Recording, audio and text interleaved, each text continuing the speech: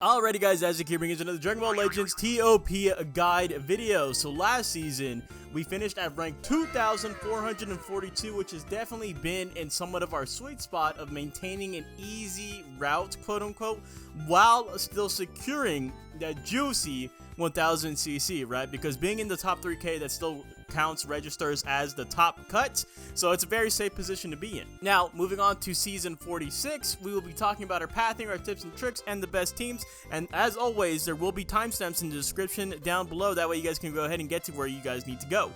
Alright, so this is the path that we will be taking.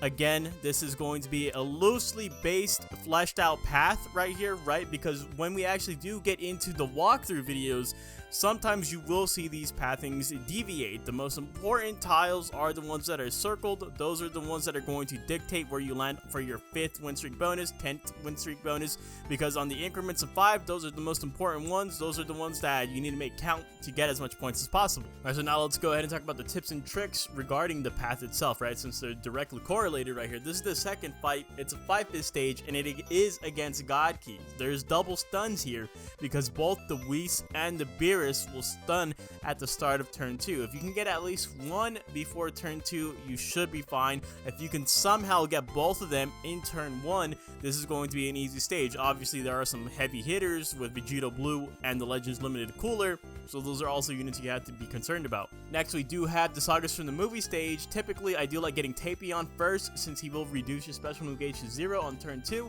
Turles is also a big target as well, since his debuffs can be pretty annoying to deal with. We have this all Goku stage. I'm not too worried about it, right? It's just a little bit annoying because you have both of the Ultra Instinct Gokus. Typically, you do see me go for the Ultra Instinct Gokus at the very end of a fight, like in the 5th and 6th positions, right? Because MUI, he has the counter. Not only is he going to mitigate an attack, but he deals damage off of it. And then the UI Goku, he will just go ahead and mitigate an attack, right? Whether it be a strike or a blast. If I have super attacks lined up specifically for this fight, then you will see me attack them sooner. Now we also have a girl stage that does include the green Mai. So what you want to do here is you want to kill her before the end of turn 2, or she will stun you, right? But that's the thing, at the end of turn 2, it's not at the beginning of turn 2. The tag droids are also a big target here. I usually will go for them first in order to reduce the risk of them actually using their tag mechanic. Now we have this Goku Black stage as well. Not as difficult as it looks, just be careful of the red Zamasu, as he does put a very strong debuff on you upon death. Usually I will save him for last. Now we also have this Majin Buu stage. So as long as you can kill Buu-tanks before he supers, this shouldn't be too difficult. All you need is a key restore speed higher than 2,476 in order to attack him first. Make sure you do farm your friendship rank for your units, because it directly correlates to that, it builds it. Easiest way to build friendship rank is through the Let's Fight event. You get 3 stages a day. So next we have the Saiba stage.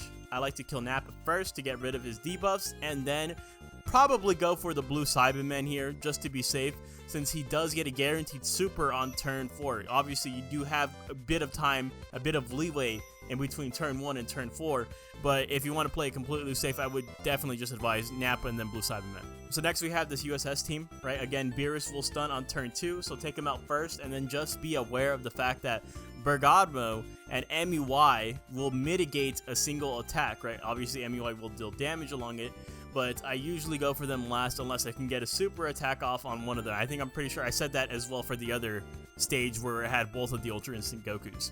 So we also have this kind of like a future stage minus the Vegeta from the DBS Broly movie. Mai is going to be one of your biggest concerns here. You don't want her to get her stun off at the end of turn 2, but it's only a 3/5 stage, so I'm not worried about it other than Mai. Then we have this Vegeta stage. Typically, I will go for the Super Saiyan God Vegeta first, since he does have a universal cover change, and then you will always see me go for the death buff Vegeta last. And then finally, this is the boss fight we will be taking on. Not too much input here, as that Frieza does stun you, but at the beginning of the fight, you can't stop it in no way, shape, or form. But what you can stop is this Broly and Chilai unit from using their green card at the start of turn 2, and just completely, they will remove all the attribute upgrades of one of your units. So I do like to go for them first. If I missed any fight that you guys think should have been covered, let me know in the comments down below. But again, I do try to make the path as easy as possible, as just convenient, a convenient path. Alright, so let's go to talk about our best teams here. So there's not many, but if you do look on the leaderboard, it is completely and utterly polluted with sagas from the movies. And so we're going to talk about why sagas from the movies is so goated right now. So we can talk about Red Turles here. He is just, he does everything. He's actually unironically like a Z tier unit when it comes to ToP, right? And that's not even talking about within the tier system in the game. Like, he's actually probably like up there in Z tier. He has amazing debuffs. He can heal himself. He just does a lot here. So he is a requirement for this team at almost, right?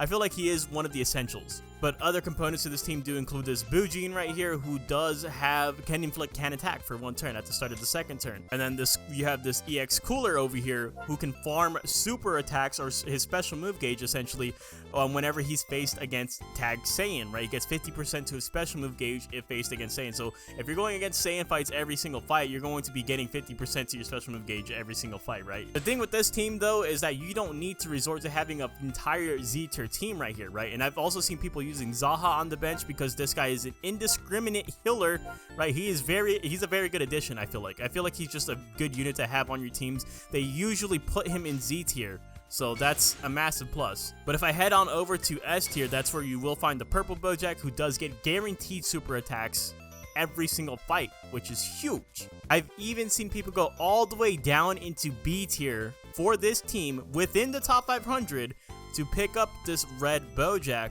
right? Because he also gets a super attack on turn 2. And it's not a true super attack. It turns into his awakened arts, so he cannot get a kill off of it, but of course it's going to do an amazing amount of damage. I have also seen people dive into this tier for this yellow Tapion right here, right? Because he does have amazing debuffs to the enemy team, and he can pocket one of your units. And by pocket, I mean he has 1 square reserved to just go ahead and keep healing that 1 unit. This is a very versatile team. Alright, so next we do have Saiyans, which is another team that I am seeing here and there on the leaderboard, right? It's a little bit spotty, but again, who do you see here? You see Zaha, and you see the Red Turles, who we've been talking about, right? Those are very good units, typically found in Z tier. You also have this Goku right here, who I am a little bit fond of, right? He's nice. He has an indiscriminate heal as well. At the start of the 2nd turn, allies in range restores health by 5%, as well as a 15% to damage inflicted. But that's pretty much it. It's not every single turn. He only does it for 1 turn, and his Z ability is kind of trash. It's only for Frieza Saga.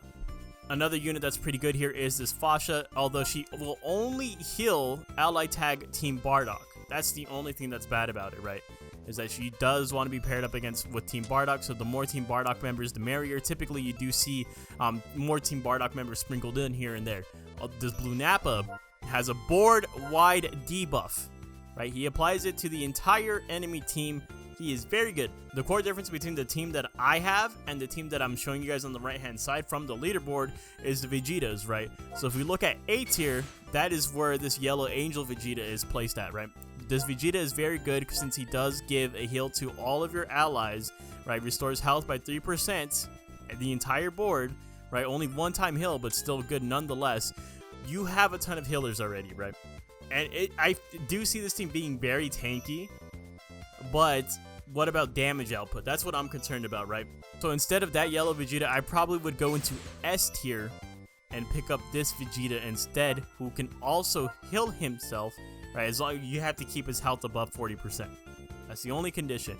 Keep his health above 40%. He restores his health. He gets 50% to his special move gauge. Like, that's huge. He's going to be launching super attacks left and right. There's a lot of purples in this board specifically. You're going to want a strong yellow. Next, we do have more of a free-to-play friendly team in the form of the Saibaman. So it's important to note that these guys are all S tier, right? There's only a couple Z tier units that we have on here, but the Saibamen are not it, right? The only Z tier units we have on here on my version of the team would be Zaha and the Red Pycon, right? Red Pycon, we did see him on a lot of teams early on within other ToP seasons because of the fact that he gets a guaranteed special move at the start of turn 3, right? That is pretty good, especially since he buffs both red and green. You have multiple reds. You have at least 1 green on here, so he will still be getting some value right here. Zaha, I think, is necessary as a healer. Not only are you going to have him as a healer, but you would have this yellow Saibaman as a healer as well. The thing with this team is that I have used this team before. I've had success with this team before, I think multiple times, right? If on the channel, if you go back and dig deep enough, there is multiple times where I have used the Saibaman with success getting the 1000 CC, but they can be squishy, and I have suffered losses from this team, meaning we have like struggled through it a little bit. Like we limped through it. We got through it, but we limped through it a bit. Obviously, the best units on here are going to be your blue Saibaman, who also farms super attacks. This yellow Saibaman, who restores health by 4% for ally tag minion. So it's a little bit iffy, but this guy is ranked 189. That's pretty damn solid. Alright, so finally, the last thing we're going to be talking about is Regeneration, the team that we will be using. Again, I did not find any Regeneration users within the top 1,000, at least at the time of recording. But we're going to go through it basically, a little bit more of a detailed explanation. We do have Z tier units on here to go ahead and make sure we get a good amount of points, right? The EX Baby is good. He provides a debuff on the entire enemy team, right, for blast damage. A lot of these units are blast based. Nail, he kind of sucks, but he's Z tier. He has a good Z ability. Now, if we go into S tier, there's not really any units that we picked up here, but Green Baby Vegeta is good. This EX Piccolo is good if you want just a completely bulky team. But earlier on, I said I want a strong yellow offensively. This guy's not strong offensively. He does he does like minimal to no damage. If we go into A tier, we do have our Cell, our green Cell. I love this Cell. I have him at Friendship rank 10. That's how much I love him. He does have a heal for himself, and he has really high key restore speed. But I know if you guys don't want to use that Cell, because some people don't like him, right? And that's fine. You can use this guy. You can use this Kid Piccolo, or you can use this Kid Gohan with the Piccolo assist. He does have some good stuff going on for him. And he also buffs damage inflicted by character Piccolo. Obviously, I am running a Piccolo. I'm running 2 Piccolos on my team, so that might be your cup of tea. The only thing I get scared about with him is that once he revives, once his revival does get popped, he loses the regeneration tag, so you cannot let him revive. Now we have B tier, where the rest of our units, or well, majority of our units reside right here with the Kami Piccolo. I love that unit. I'm going to continue to use that unit, right? If you don't have that Kami unit, then I guess you can use the Bootanks, who's going to be in a higher tier, but obviously the Kamikolo, he lasts a lot longer, right? He's a lot more durable. He's a lot more reliable. The Bootanks is a little bit iffy. Bootanks almost always dies on us every single season. So I'm going to go ahead and take the sacrifice to points and keep bringing him in.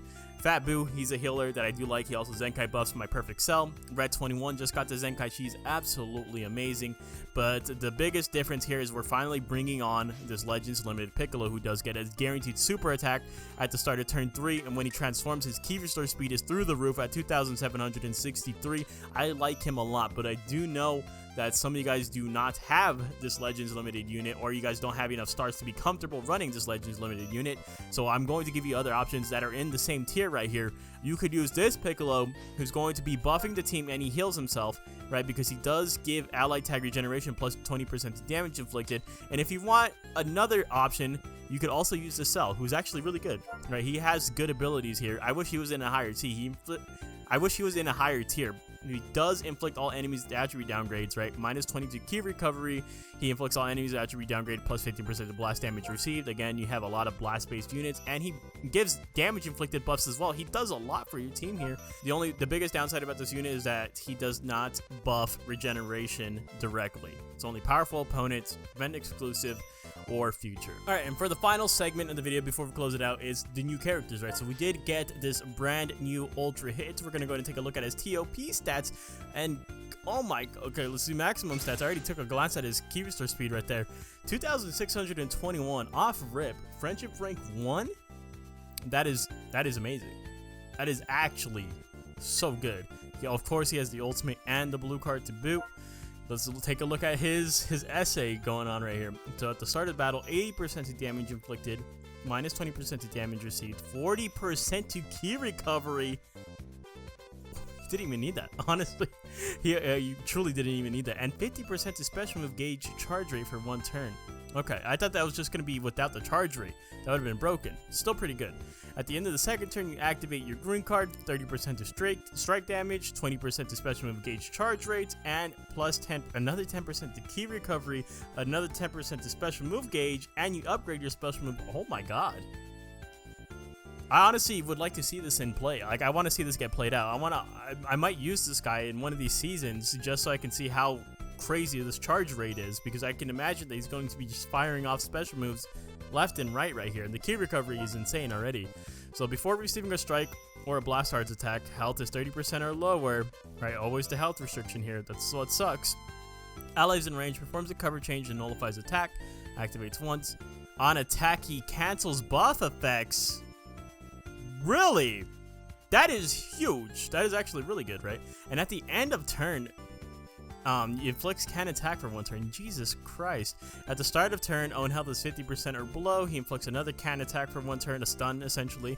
And on ultimate arts activation, plus 15% to damage inflicted. So he's pretty good, which is to be expected. All the ultras have really good kits, so this is just to be expected.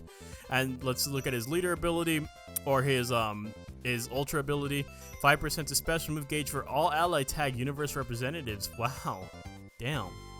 That is really good. At the start of the battle, per ally tag universe rep, plus 5% to damage inflicted, cannot be cancelled, plus 5% to key recovery, cannot be cancelled, and on hit, target is element blue, plus 50% to damage inflicted. This guy would be, because Kale, the blue EX Kale is a very popular character. There's a lot of universe reps on that team, right?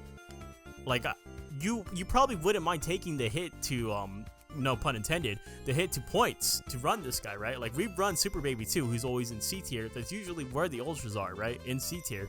I could see him like being like a staple on that team for easily. So lastly, we do have the brand new Kefla, free to play Kefla. We're gonna go and take a look at her ToP stats at maximum stats. Key restore speed, something the first thing I always look at, right? 2,352 is a little bit more on the lower side. It's not the worst thing in the world, but I would have liked it to be a bit higher. Oh my god, she has so many tags. She has the blue card right here. Let's take a look at these abilities. 60% damage inflicted, minus 20% to damage cut, plus 40% to blast damage inflicted, plus 50 to key recovery. So again, if that was percentage, it'd be a different story. On Blast Arts hit, plus 10% to special move damage inflicted, activates twice, and plus 10% to special move gauge, activates twice. Not bad. It's actually pretty good. She'll be getting her super attacks pretty frequently. Next ability, start of the 3rd turn. If there are 3 or more other tag universe reps, Universe Survival Saga, or girls in your team, you inflict all enemies attribute downgrade plus 10% to damage received, and inflicts attribute downgrade minus 20% to health restoration.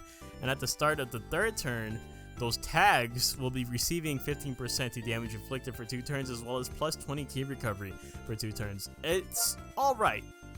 It's not broken, but it's alright. With that being said, that's going to go to wrap it up for today's video. If you have any questions, comments, or concerns, please do let me know in the comments down below. And if you guys enjoy the content, make sure to leave a like and maybe even consider hitting that subscribe button.